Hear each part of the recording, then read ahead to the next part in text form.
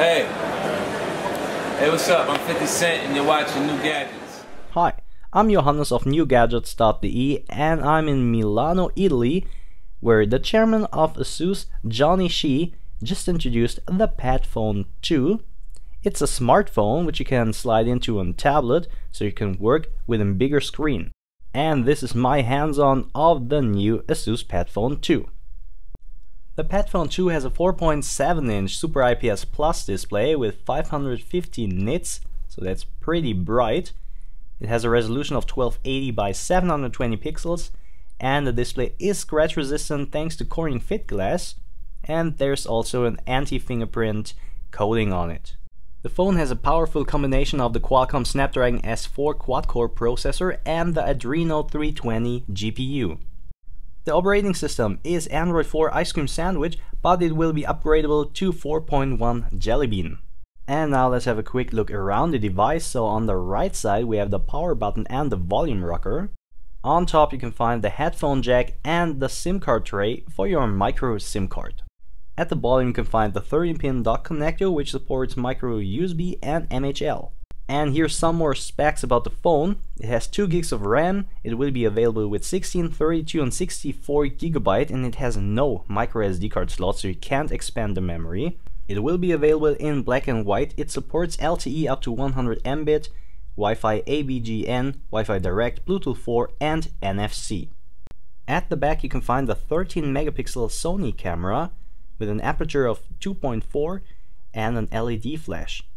The camera also supports high-speed video capturing, so 720p with 60 frames per second or 480p with 90 frames. In burst mode you can shoot up to 100 consecutive photos with up to 6 frames per second. And let's compare it with other smartphones. I have the iPhone 4S with 3.5 inch, the iPhone 5 with 4 inch, this is the Padfone 4.7 inch, the Samsung Galaxy S3 4.8 inch and the Samsung Galaxy Note with 5.3 inch. The Padfone 2 is 137.9mm high, 69mm wide, and it's just 9mm thick. The Padfone weighs 135 grams and the Padfone Station 514 grams.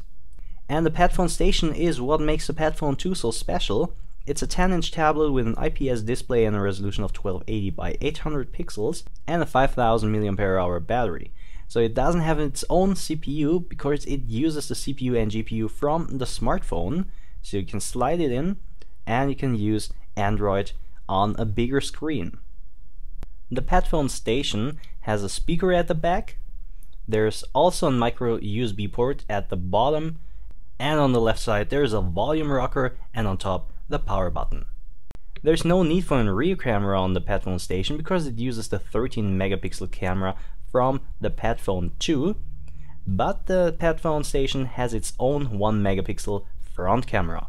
And the combination from Padfone 2 and Padfone Station makes it a really versatile device, so if you want to be mobile and on the go, use the Padfone 2 smartphone, and if you want to be at home, watch a movie on the big screen, just slide it in and you have the tablet.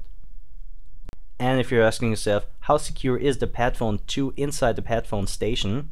As you can see, it stays in place perfectly. And it also comes with some pre-installed apps like Supernote, which can recognize your handwriting.